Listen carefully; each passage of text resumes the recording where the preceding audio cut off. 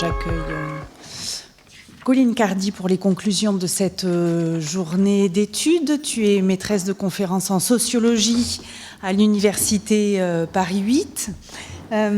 Tu travailles particulièrement sur la sociologie du genre et des rapports sociaux de sexe, sur la sociologie de la déviance, de la violence, de la régulation sociale et des institutions pénales, mais aussi sur la sociologie de la famille, des politiques familiales et du travail social. Je n'ai pris que quelques éléments dans tes publications, notamment alors l'ouvrage co-dirigé avec Geneviève Pruvot, dont on a mentionné précédemment le titre « Penser la violence des femmes », qui est paru en 2012. Il y a aussi un article avec Geneviève Pruvot dans Champ pénal en 2011, le contrôle social des femmes violentes, et une codirection avec, je n'ai plus le prénom de Stéphanie Laté-Abdallah, sur maternité, paternité enfermée dans Champ pénal en 2014. Et un très bel article aussi dans Déviance et Société, dont je n'ai plus le titre en tête. Donc nous t'avons sollicité pour le difficile exercice d'un pas de côté, d'une part disciplinaire, puisque ce n'est pas ta discipline de référence, ce ne sont pas tes disciplines de référence, et pour nous proposer ces conclusions de la journée, en essayant de voir comment tu pouvais articuler ces différentes contributions. Nous t'écoutons. Et ben d'abord, un grand merci aux organisatrices et à l'organisateur de cette journée de m'avoir invitée à faire cet exercice qui effectivement est difficile, puisque j'avais les propositions de communication, mais que j'ai découvert avec vous ces interventions. Merci également aux intervenantes pour la richesse des travaux qu'elles ont proposés. Et souvent, quand on fait ce travail de discussion ou de synthèse, on en apprend plus qu'on espère parfois en apprendre. Et c'est peut-être aujourd'hui encore plus le cas pour moi, puisque j'ai le sentiment, enfin je ne suis pas spécialiste du champ dont il est question aujourd'hui. Stéphanie l'a rappelé, puisque je ne suis pas chercheuse en études littéraires, je suis sociologue, et que je ne suis pas sociologue de la littérature, mais sociologue spécialisée sur les questions de genre et de déviance. Et c'est donc à ce titre que je vais tenter la synthèse de la journée, et vous excuserez, je l'espère, les erreurs possibles en matière d'analyse littéraire, voire de référence littéraire, et plus encore en matière de littérature jeunesse. Alors pour discuter cette journée, pour en synthétiser les éléments que j'ai retenus, je vais articuler mon propos en 3 points, et je vais à chaque fois en pillant. C'est ça qui est génial dans l'exercice de synthèse, c'est qu'on peut piller les intervenants. En pillant les intervenantes, je vais essayer de proposer des lignes de force et lancer des pistes de discussion ou de réflexion, celles que cette journée a suscité chez moi. Commencer d'abord par dire, c'est mon premier point, même si en fait ça a été peu souligné par les intervenantes, que l'organisation de cette journée sur les mauvaises filles dans la littérature vient combler un vide. Un vide, et notamment un vide critique, et de ce point de vue-là, on ne peut que saluer l'entreprise cette entreprise d'organisation, puisqu'on est effectivement face à un paradoxe, à un hiatus, comme nous l'avions déjà souligné avec Geneviève Pruvot à propos de la violence des femmes, comme l'avaient aussi souligné Cécile Dauphin et Arlette Farge, puisque d'un côté, on a un silence qui perdure encore aujourd'hui, puisque la question de la déviance féminine occupe une place marginale dans les études, et notamment dans les études littéraires, si j'en crois Raphaël Guidé qui a écrit sur ce point-là. C'est-à-dire que le travail critique fait défaut, en somme, face pourtant, on va le voir, à une production si abondante autour des mauvaises femmes. Et c'est étonnant d'ailleurs de voir que les bibliographies qui ont été fournies au moment des propositions de communication font très peu mention de travaux de critique littéraire sur la question de la déviance des femmes dans la littérature. Donc je suis là-dessus Raphaël Guidé, qui dit qu'en littérature, les analyses littéraires des représentations de la délinquance et de manière plus large de la déviance des femmes questionne peu, hein, c'est-à-dire que on est là en fait face à un répertoire de héros qui sont pour l'essentiel masculins, et que les travaux sur les femmes dans la littérature, qu'elles soient le fait de littéraires, d'historiens ou de sociologues, placent finalement assez rarement la déviance ou la délinquance et éventuellement la violence au centre de l'analyse. En sociologie, on a exactement la même chose. On a un silence qui est tout aussi assourdissant. S'agissant de la délinquance des filles, un peu moins, mais en tout cas, la sociologie de la déviance en France, c'est pas du tout le cas aux États-Unis, dans les pays nord-américains. Donc une sociologie de la déviance qui, sans le dire, hein, le plus souvent d'ailleurs, n'a travaillé que sur les garçons. Et de la même manière, et à ce propos, on avait parlé avec Geneviève d'un tabou féministe, hein, les études de genre se sont très peu intéressées à la question de la déviance féminine, ce qui se comprend d'un point de vue politique, hein, puisqu'il était d'abord important de faire reconnaître les violences faites aux femmes, plutôt que de travailler sur cette marge qui pourtant, on va le voir, permet très nettement d'interroger le centre. Donc d'un côté, ce silence, hein, qui est assez impressionnant, même s'il est de plus en plus, même si de plus en plus d'analyses voient le jour, hein, notamment en histoire, c'est les historiennes qui ont commencé à poser cette question-là. Et l'exposition sur les mauvaises mères est bien un signe, hein, qu'il y a un renouvellement des études, mais pour autant quand même un silence assez généralisé. Et on se disait avec Stéphanie qu'on était effectivement une poignée de chercheuses et de chercheurs à travailler sur ces questions-là. Pourtant, et c'est là qu'il y a un hiatus et un paradoxe, qui n'est pas si paradoxal, vous allez le voir, enfin en tout cas qui s'explique.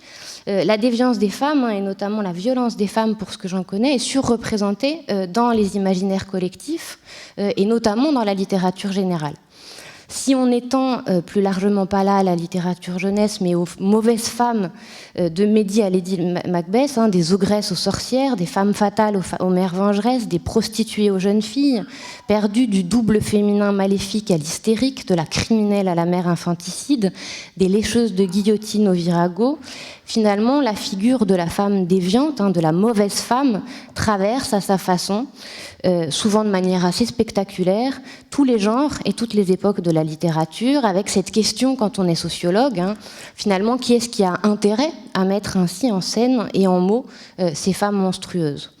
Il est en tout cas des lieux et des moments littéraires où la violence et la déviance des femmes affleurent avec plus d'acuité. Je reprends là aussi l'analyse de Raphaël, devenant même un lieu commun qui va susciter l'attention critique. Au théâtre, les héroïnes violentes héritent, hein, de la mythologie grecque, gréco-latine et de la Bible. Elles font partie, hein, de ces personnages attendus de la scène tragique ou des drames familiaux. On peut citer aussi la littérature populaire au XXIe siècle, hein, qui abonde, qui est friande de récits sensationnels, de faits divers qui vont relayer ces déviances féminines, au moment même aussi où la criminologie effectivement voit le jour, et Stéphanie en rappelait quelques éléments tout à l'heure, mais c'était intéressant que la criminologie au XIXe siècle s'intéresse aux femmes, à ces criminels et à ces prostituées, chez Lombroso notamment. Et d'ailleurs, ce qui est intéressant chez Lombroso, c'est que pour Lombroso, les femmes par nature sont plus mauvaises que les hommes. Elles seraient plus perverses à l'origine même, ce qui va venir pallier et expliquer le fait qu'elles commettent moins de délits que les hommes, c'est qu'en fait, elles sont potentiellement mères, elles ont l'instinct maternel et un sentiment de religiosité accru, mais en tout cas, c'est la socialisation féminine qui va faire qu'on en fait des femmes douces et passives.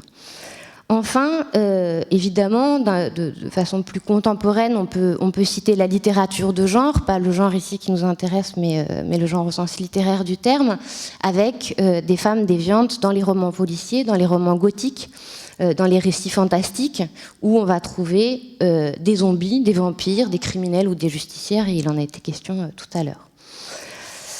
Quant aux vilaines filles, c'est-à-dire aux plus jeunes ou aux mauvaises filles, eh bien là aussi, on en trouve dans les imaginaires collectifs, dans les médias, bien évidemment. C'est-à-dire que les filles, nous dit-on dans les médias, et les médias y reviennent de manière récurrente, seraient de plus en plus violentes. On a notamment eu 2 rapports de l'Observatoire national de la délinquance et des réponses de la délinquance, l'Observatoire national de la délinquance et des réponses pénales, un en 2005 et un en 2009, qui s'inquiétaient, chiffres à l'appui, d'une augmentation de la délinquance féminine. Et Alain Bauer, criminologue proche du pouvoir politique, parlait à l'époque d'une explosion de plus 133%.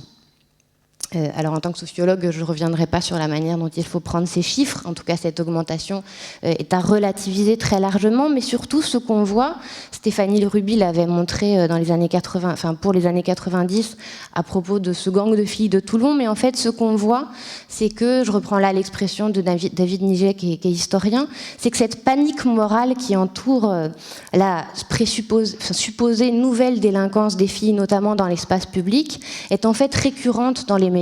Et donc c'est assez drôle de voir qu'effectivement, depuis le début du XXe siècle, régulièrement, les médias oublient que les filles ont été d'évidentes émeutières, au sens d'Arlette Farge, et que tout d'un coup, on redécouvre sans cesse que les filles peuvent commettre des actes de délinquance ou de violence dans l'espace public. Et en tout cas, il est intéressant de voir qu'effectivement, de façon régulière, on a là un certain nombre de récits médiatiques qui vont mettre en scène des mauvaises filles. Il faudrait évidemment citer très largement le cinéma qui a depuis longtemps mis en scène des mauvaises filles, et l'exposition à laquelle on a participé avec Stéphanie repose pour beaucoup sur des affiches de films qui ont nourri d'ailleurs les étudiants de Paris 8. Évidemment, il y a Nikita, Lara Croft, je sais pas, La petite voleuse, enfin vous avez sans doute plein de choses en tête. On pourrait citer aussi la bande dessinée. Et puis les archives qu'on découvre aujourd'hui et qu'on a découvert, en tout cas moi en tant que sociologue, c'était une belle découverte au moment de cette exposition, qui permettent de redonner la voix finalement à des filles qui jusque-là étaient sans voix, à des sans-parts au sens de rancière. Et donc là aussi, on a des images qui permettent de nourrir une iconographie autour de ces mauvaises filles.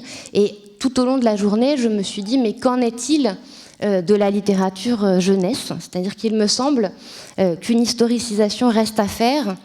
Et en fait, je suis un peu gênée parce qu'à l'issue de cette journée, j'ai du mal à savoir si elles sont très présentes ou si elles ne le sont pas du tout. Et les réponses, en fait, ont été un peu contradictoires dans ce qui a été apporté aujourd'hui, puisqu'on a commencé par dire que quand même elles étaient très présentes. Alors après, il y a des variations selon les contextes nationaux, et sans doute il faudrait les travailler de façon plus précise aussi, puisque par exemple en Italie, dans la littérature jeunesse italienne, d'abord il n'y a pas de filles avant les années 70 visiblement, mais encore moins des mauvaises filles. En France, je sais pas exactement ce qu'il en est. En tout cas, je pense qu'il y a vraiment une historicisation qui reste à faire, en essayant de comprendre à quel moment effectivement cette figure émerge, disparaît, réapparaît, et sans doute avant même les années 70, et comment ça vient modifier les modèles éducatifs. Donc ça, c'était mon premier temps, sur ce hiatus entre, d'un côté, une surreprésentation de la déviance féminine dans les imaginaires collectifs, et de l'autre, encore aujourd'hui, un vide théorique autour de ces questions-là. Mon deuxième point consiste à essayer de poser la question de savoir pourquoi et comment travailler sur les mauvaises filles dans la littérature jeunesse. D'abord, rappeler le lien étroit, et c'est apparu nettement lors de cette journée, entre éducation et production du genre. C'est-à-dire comment la littérature jeunesse est un espace d'apprentissage et d'incorporation des normes de genre. Je ne vous apprendrai rien là-dessus, mais en tout cas, Sylvie Cromer et d'autres écrivent bien que la littérature jeunesse a pour but de favoriser la socialisation et l'intériorisation de normes. Et d'ailleurs, le traducteur italien des Malheurs de Sophie, qui légitimait sa traduction à la fin du XIXe siècle, écrivait « Ces défauts et les conséquences qui en découlent sont mis en scène dans de nombreuses scénettes éducatives qui ne pourraient pas être mieux conçues afin d'impressionner avec efficacité l'âme des enfants. » En ce sens, il est assez net que la littérature jeunesse, même si je reviendrai là-dessus, il y a évidemment des évolutions chronologiques importantes à prendre en considération. En tout cas, la littérature jeunesse participe bien de la socialisation et des injonctions de genre à ce contrôle social qu'avaient mis en évidence les féministes matérialistes dans les années 70, avec cette idée que finalement ces produits culturels participent de la fabrication des sexes, et pas seulement du genre, qui va passer par un travail matériel des corps, mais également par un travail sur la conscience. Guillaumin disait de ce contrôle et de cette socialisation qu'elle construit également une forme particulière de conscience, et donc la question se pose aussi de savoir comment ça construit des consciences de petites filles. En tout cas, les féministes, dès les années 70, posent la question à la littérature jeunesse, puisque elles questionnent les stéréotypes qui sont liés au sexe dans les livres pour les jeunes, enfin pour les petits et pour les plus grands, là aussi il faudrait distinguer, dans les manuels scolaires, mettant bien en cause la manière dont se maintiennent les inégalités de genre, mais la manière aussi dont ces livres participent à fabriquer les rapports de genre. Et la question est sans doute d'autant plus importante aujourd'hui, et je suis là encore Sylvie Cromer, que les livres ont pris un rôle de plus en plus grand dans l'éducation, aussi bien au niveau de la socialisation primaire, dans la famille, en tout cas dans les classes moyennes et supérieures, qu'au niveau de la socialisation secondaire, notamment au niveau des éducateurs et éducatrices dans tout un tas d'institutions. Analyser la littérature jeunesse sous l'angle du genre, c'est aussi, il me semble, reconnaître, et c'est important, la centralité du langage dans la production du genre, et je réfère évidemment là aux thèses de Foucault, même si Foucault ne s'intéresse absolument pas au genre, mais en tout cas tels que John Scott ou Judith Butler peuvent reprendre les analyses de Foucault pour montrer effectivement comment le langage est performatif, et il me semble que de ce point de vue-là, on peut considérer que la littérature pour jeunesse est performative. En tout cas, ce que montre aujourd'hui, et peut-être ce que permet de remettre en cause, mais seulement en partie cette journée, c'est que ce que permet de montrer aujourd'hui les études qui travaillent sur la littérature de jeunesse sous l'angle du genre, c'est combien non seulement les garçons sont encore surreprésentés, mais combien il y a une hiérarchie des rôles, des personnages, avec des représentations familiales extrêmement genrées, elles aussi. Quel intérêt maintenant de travailler sur les mauvaises filles sur lesquelles on a si peu travaillé ?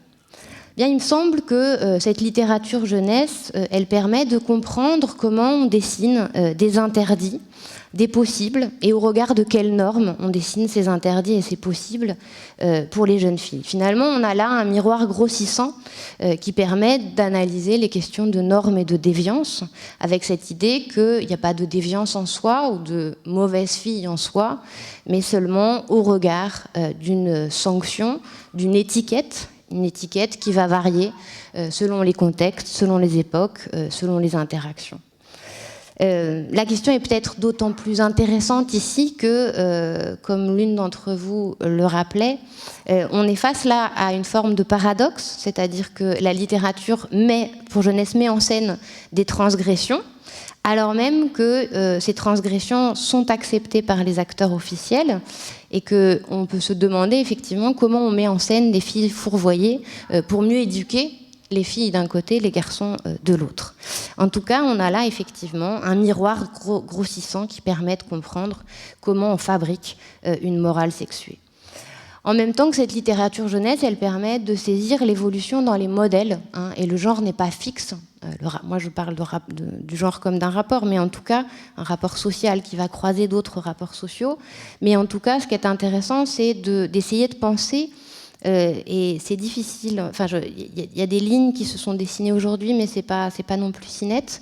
En tout cas, d'essayer de travailler la manière dont, effectivement, dans la littérature jeunesse, selon les époques, selon les cadres nationaux, on a une transformation à la fois des normes éducatives, et ça, vous connaissez ça bien mieux que moi. En tout cas, j'ai été très intéressée par certaines qui montrent comment, effectivement, on n'est plus dans « il faut faire ça » ou « il faut faire ci », mais bien dans « apprends à être une petite fille », comment on rejoint aussi des formes d'éducation qui sont moins coercitives et qui apprennent aux enfants à être des individus, quand même filles ou garçons, mais en tout cas que les leviers éducatifs ne sont plus tout à fait les mêmes, et comment effectivement cette question-là, quand elle est travaillée au regard du genre, fait qu'on a quand même des évolutions sur ce que c'est que les représentations du féminin et du masculin.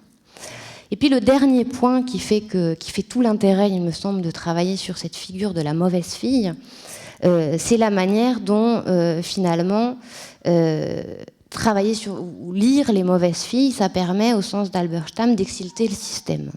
C'est-à-dire qu'on est là face à des œuvres qui quand même ouvrent un univers de possible, un univers de transgression, ce que les féministes, et notamment les artistes féministes, avaient bien compris dans les années 70, et Cécile Cross le rappelait, on avait là des œuvres de performance du genre, et on peut se demander effectivement comment, pour des petites filles, lire des mauvaises filles, ça vient exciter le système.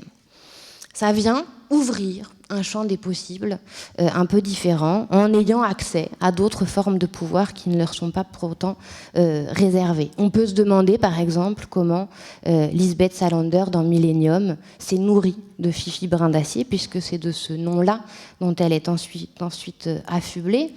Je me souviens moi-même très très nettement de ce livre « Une fille vaut un garçon ». Je me souviens aussi des bonobos à lunettes, qui, moi-même ayant des lunettes, c'était sans doute très important de me dire qu'effectivement, on pouvait lâcher les hommes et la serpillière pour aller lire des livres.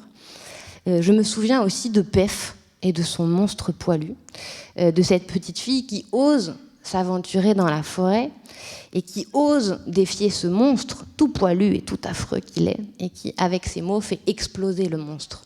Manque de peau, derrière le monstre, il y a un prince charmant. En tout cas, c'est intéressant de voir qu'une des héroïnes que vous avez citées déclare « Je me sentais héroïque », ou que Isabelle Rachel Casta disait « Je jouissais », ou que Mylène Tournier parlait aussi de jouissance à propos des fanfictions.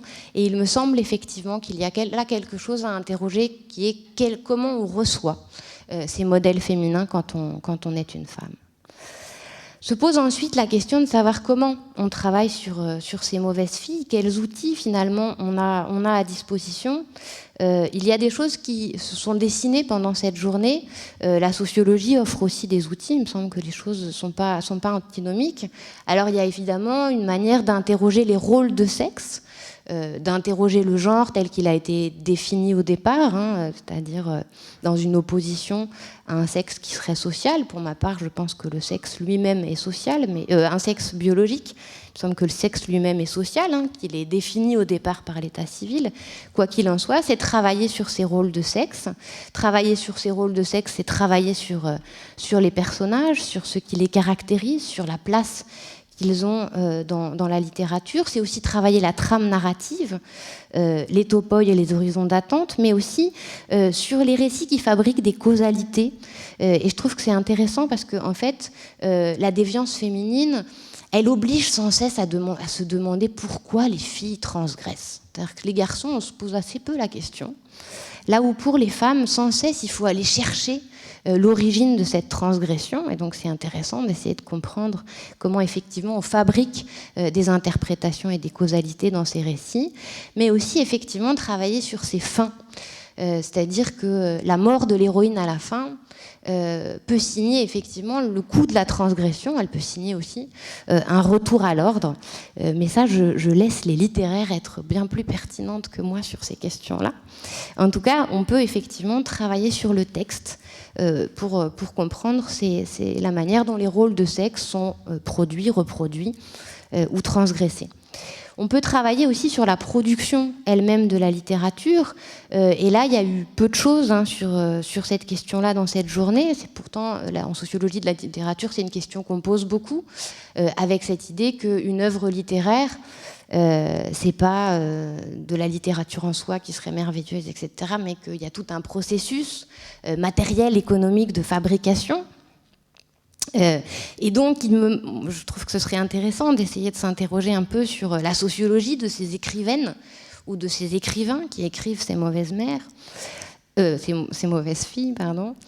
Essayer de saisir comment ça se passe au niveau des éditeurs. Et puis, on a une autre piste qui est celle de la réception. Vous en avez dit davantage, et Laurence Olivier Messonnier rappelait la théorie de Josse qui dit bien que l'œuvre littéraire n'est rien sans sa réception. Et c'est intéressant parce que en sociologie, on travaille plus ça sur la lecture, en fait, sur la manière dont les gens vont s'approprier l'œuvre. Et j'ai trouvé très intéressant la manière dont ça pouvait aussi se travailler sur la traduction et la manière dont, notamment, on gomme tout ce qui est de l'ordre un peu du déviant, là, dans le cas de la comtesse de Ségur. Et je trouve que c'est d'autant plus intéressant que les filles lisent plus que les garçons.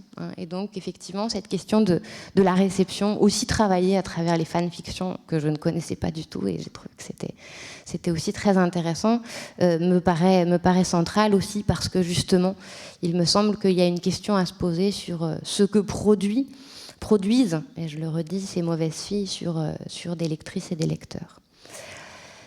Et j'en viens à mon troisième point qui est qu'est-ce que finalement ces analyses permettent de dire quant à la reproduction ou au contraire la transgression des normes de genre. D'abord, qu'est-ce que c'est qu'une mauvaise fille dans la littérature jeunesse ? Et je suis embêtée parce qu'en fait, au terme de cette journée, je suis bien incapable de vous répondre. Elle se distingue, à en croire ce qu'on a entendu, par des traits de caractère. Voilà les termes que vous avez utilisés. Espiègle, facétieuse, originale, vive, exubérante, intelligente, souvent capricieuse, en colère, têtue, désobéissante, fraîche et vive, enfant terrible, menteuse, vaniteuse, orgueilleuse, méprisante, têtue, taquine, cruelle, se rebelle contre toutes les règles, indépendante et courageuse, insensible et fragile, délinquante, droguée, sans douceur ni docilité, sensible au plaisir de la chair, colérique, vénale, illettrée, inhibée, exubérante, célibataire, garce, appartenant au Serpentard.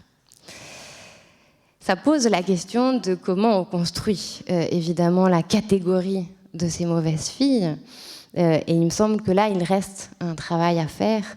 En tout cas, il aurait fallu ou il faudrait pouvoir articuler la manière dont, effectivement, la littérature de jeunesse témoigne de moments où on sanctionne ces traits de caractère. En tout cas, c'est très tentant quand on travaille sur la déviance des femmes d'avoir soi-même en tête des modèles féminins traditionnels et donc de plaquer, à certains moments donnés, la catégorie de mauvais ou de déviant. Voilà. Et donc, d'une certaine manière, cette dimension de rééducabilité ou d'éducabilité ou d'éducation qui était dans l'appel, dans la présentation de la journée, a disparu un peu, alors même que c'est effectivement quand même ce qui aussi permet de montrer qu'il y a des formes de transgression. En tout cas, cette mauvaise fille, au terme de cette journée, se distingue donc par ses traits de caractère, elle se distingue également par son corps. Et c'est intéressant parce que les féministes matérialistes disaient bien que la domination masculine avait pour levier et pour objet le corps des femmes, et notamment la contrainte du corps des femmes, qui est corseté, si on reprend le Mona Chollet. En tout cas, cette mauvaise fille, elle se distingue par des traits physiques. Et j'ai été frappée, par exemple, par l'importance des cheveux. Ces cheveux, ils sont soit teints en noir, soit ébouriffés. En tout cas, par exemple, sur Vipiretta, voilà, bref, c'est comme ça qu'elle s'appelle. Hein. Voilà, j'ai pas l'accent. C'est très très rigolo de se livrer à une analyse précise de la manière dont elle s'habille et dont ses cheveux effectivement sont tout en bataille et puis pour le mariage vont être remis en ordre avec des fleurs. Souvent elles ont aussi des yeux un peu coquins, malicieux, très noirs. Il y a une noirceur dans les yeux, elles ont une bouche un peu tordue. Elles peuvent aussi, vous l'avez rappelé cet après-midi, avoir un physique charmeur. Et donc on peut observer des formes de sexualisation. Et en même temps, d'autres sont complètement chétives. Si on en croit, c'était Laurence tout à l'heure qui parlait des trois prix de lycéens. Elles ont des vêtements plus ou moins spécifiques. Certaines vont détourner les attributs féminins, qu'elles mettent en désordre. Alors, par exemple, des robes un peu différentes. Elles vont aussi se parer pour certaines d'attributs masculins. Le blouson de cuir et la salopette, le pantalon étant encore quand même aujourd'hui, c'est fascinant, des attributs masculins, alors qu'on a bien vu qu'une princesse en robe dans la boue, c'est compliqué. Elles ont et ça c'est intéressant, des activités et surtout un usage de l'espace qui est particulier, et ça c'est important. Elles tirent la langue, elles mettent les doigts dans le nez, là où on sait qu'on apprend aux petites filles à surtout ne pas écarter les jambes, par exemple. Mais surtout, elles font un usage de l'espace public, et ça c'est intéressant. C'est-à-dire que là où il y a quelque chose qui se modifie, c'est effectivement cette prise de l'espace et parfois un usage de la violence physique dans cet espace-là, jusqu'à mordre le sein de la mère. Et je trouve que la figure est intéressante de ce point de vue-là et mérite d'être rappelée. Donc en ça, elles rompent avec les injonctions de genre qui pèsent sur les femmes, qui vont contraindre, limiter en particulier l'usage de leur corps, ces corps et ces consciences qui sont policés, tels que ceux originels d'Hermione Granger. Moi j'ai toujours dit Granger, alors maintenant je vais dire Granger. Elles peuvent user des armes, là où Paola Tabet nous apprend que là où il y a bien une interdiction et un invariant anthropologique dans toutes les sociétés, c'est sur l'usage des armes.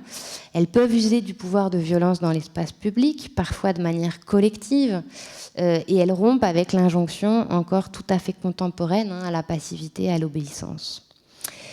Alors est-ce que pour autant elles remettent en cause, et est-ce que ces récits remettent pour autant tout à fait en cause l'ordre du genre? Est-ce qu'on n'a pas là finalement des récits un peu cathartiques qui mettraient en scène des jeunes filles mauvaises ou transgressives pour bien rappeler la norme? Est-ce qu'on est là dans un modèle à la Bakhtin de Charivari, c'est-à-dire qu'au fond on serait dans un modèle carnavalesque qui tendrait à faire de ces transgressions des non-événements, puisqu'elles ne vont pas entraîner le reste des femmes dans leur sillon, ces jeunes filles? Ou est-ce qu'on a là un espace d'émancipation, c'est-à-dire qu'est-ce qu'elles participent effectivement à l'extension du domaine de la lutte, pour reprendre l'expression de Laurence Olivier Messonnier, reprise elle-même à un auteur bien connu? La réponse, en fait, elle est très ambivalente à vous écouter, et on observe différents modèles qu'il faudrait bien évidemment préciser, historiciser. Il y a certains récits où on a très nettement une forme cathartique, ou en tout cas une reproduction des normes de genre. Une reproduction qui passe très clairement dans la trame narrative ou l'espace, la causalité qui nous est proposée, et qui sont des causalités sur lesquelles on avait travaillé avec Geneviève quand on avait travaillé sur les interprétations de la violence des femmes. Ici, on a assez peu une biologisation des actes transgressifs, c'est-à-dire qu'il y a toute une littérature, notamment criminologique, qui explique, mais pas seulement criminologique, psychiatrique, qui explique les méfaits commis par les femmes par une biologie désordonnée. C'est comme ça, par exemple, qu'on explique que les filles délinquantes sont souvent aussi des filles qui ont été précoces, c'est-à-dire qui ont eu leurs règles assez tôt dans leur trajectoire, ou encore que les femmes commettraient davantage d'actes de délinquance au moment de leur ménopause. Pourtant, il n'y a pas tant de... Enfin, bref. En tout cas, on a un héritage assez lourd qui continue à perdurer. Alors souvent, on associe registres biologiques et psychologiques aujourd'hui, mais vous avez des études canadiennes qui continuent très nettement à faire ces liens-là. Ici, on a peu cette dimension-là. Par contre, ce qu'on a beaucoup, il me semble, c'est une forme de psychologisation qui finalement va annuler la dimension transgressive. Ces jeunes femmes, ces jeunes filles, sont des jeunes filles qui souffrent. Manque de père, mauvaise mère. D'ailleurs, la figure de la mère, il faut absolument faire quelque chose dans tous ces actants autour de ces jeunes filles. Mais en tout cas, souvent, c'est des jeunes filles victimes. C'est une violence sous tutelle. Elles agissent par amour. Et l'anorexie d'Hermione, envisagée d'Hermione, avant sa rédemption, est évidemment à l'image de cette forme de psychologisation des actes de transgression commis par les filles. Dans cette forme de reproduction des normes de genre, ce qu'on voit poindre aussi, c'est ces trajectoires de rédemption, c'est-à-dire que, et là on est davantage dans une forme un peu à la Bakhtin, c'est-à-dire que tout est bien finalement qui finit bien. Et très souvent, on est quand même dans ce cas de figure, c'est-à-dire que certes, on met une salopette, mais on reste quand même une petite fille. Et surtout, on a fait des bêtises, mais on va devenir une bonne petite fille. Pour autant, il y a d'autres modèles qui se dessinent. Il y a un modèle qui est celui de la critique sociale, Evie Peretta, par exemple, est intéressante de ce point de vue-là, hein, quand on passe du discours critique, du registre comique à la satire sociale. Cette Evie Peretta, elle remet bien en cause le couple, notamment le couple de ses parents, ce mariage arrangé, obligé, où il faut faire un gamin. Elle remet en cause finalement cette image-là de l'amour. Elle paye hein, quand même, et le coût de la transgression est fort, puisqu'elle est enfermée. C'était une blague, hein, mais enfin, elle est quand même envoyée au pilori. Et elle doit quand même quitter le royaume. Je ne connais pas l'histoire, hein, donc j'essaye de... Ça m'a donné envie de lire plein de choses. En tout cas, il y a un coût. Mais ce qui est intéressant, c'est que effectivement, elle propose quand même un autre modèle, et elle remet finalement en cause, même si elle change de prénom et qu'elle va faire cette carrière de violoniste, elle remet voilà, la tentation moralisatrice n'est pas si présente que ça. Remise en cause aussi de l'ordre littéraire, et j'ai trouvé ça très intéressant, la manière dont dans les fanfictions, finalement, Hermione Granger se rebelle même contre l'auteur qui l'a créé, et elle fout le bordel jusque-là, d'une certaine manière, cette petite fille, qui est une jeune ado en fait. Et puis une remise en cause possible de l'ordre du genre, avec un jeu, on le voit bien au travers des choses que vous avez avancées, possible sur les identités de genre. On peut mettre une salopette, on peut jouer au foot. Donc il y a bien une remise en cause du genre féminin traditionnel qui correspond en fait aux normes des classes moyennes et supérieures. Et ça, c'est important d'essayer de se dire effectivement à qui s'adressent ces ouvrages-là. En tout cas, qui renvoient aussi sans doute à des formes... Bon, c'est pas grave. En tout cas, dans ces ouvrages-là, ce qui est intéressant, c'est que certes, on remet en cause les identités de genre en partie, mais par contre, on ne remet pas en cause l'hétéronormativité, ni même la bicatégorisation. Et j'aimerais beaucoup aller lire J'aimerais épouser Anna, que vous avez cité. Ça m'intrigue beaucoup. En tout cas, cette princesse en salopette, quand même, elle veut se marier, certes à 26 ans, avec un mari qu'il aime et qu'elle aime et qui lui fera la vaisselle, mais avec un mari quand même. Et donc, il n'y a pas d'inversion des sexes. Les filles ne deviennent pas des garçons, et les filles ne tombent pas amoureuses des filles. Et puis, on a un troisième modèle, celui d'une forme d'émancipation, celui d'une domination féminine, pas tout à fait d'une inversion pas vraiment d'une inversion des sexes.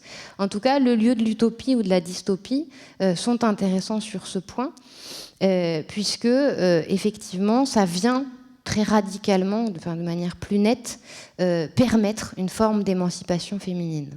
Ce qui est intéressant, c'est que pour autant, on n'a pas de non-genre, c'est-à-dire qu'on n'a pas une liquidation réelle de la dualité, si je reprends vos termes tout à l'heure, et que les limites ne sont pas atomisées, comme vous l'avez dit à propos d'Hermione Granger. Qu'est-ce que j'entends par non-genre? C'est-à-dire ce moment où on n'a plus de sexe, hein, finalement, et je vous lis la manière dont Christine Delphi définit ce non-genre. D'une façon plus générale, il y a quelque chose qui serait comique, si ce n'était effrayant, dans cette mise en avant perpétuelle et obsessionnelle de la différence sexuelle. La diversité humaine, qui est invoquée par les partisans de la différence, est en fait totalement niée dans cette philosophie. En effet, plus on met l'accent sur une différence de groupe, celle-ci ou une autre, plus on considère tous les membres de ce groupe comme interchangeables. On réduit ou on veut réduire 9 milliards d'individualités à 2 seulement. Et il me semble qu'on reste dans ce schéma de bicatégorisation. Ce qu'on voit quand même, c'est des femmes puissantes, des femmes complexes, qui font le choix de rompre avec la fatalité, avec des destins de femmes, avec l'ordre social, qui est aussi un ordre du genre, et des femmes qui éventuellement vont renverser le stigmate, proposer une contre-loi qu'elles ont faite. J'essaie de citer l'une d'entre vous, mais j'ai mal noté. En tout cas, celles qui, comme Hermione, vont prendre la parole sans lever le doigt et affirmer « Je t'interdis de me demander d'être sérieuse, Harry », et qui poursuit en disant « Je veux vivre ». Et c'est alors en creux, la dimension politique de ces trajectoires de mauvaises filles, qu'on voit ces mauvaises filles qui finalement ouvrent une brèche. Je vous remercie.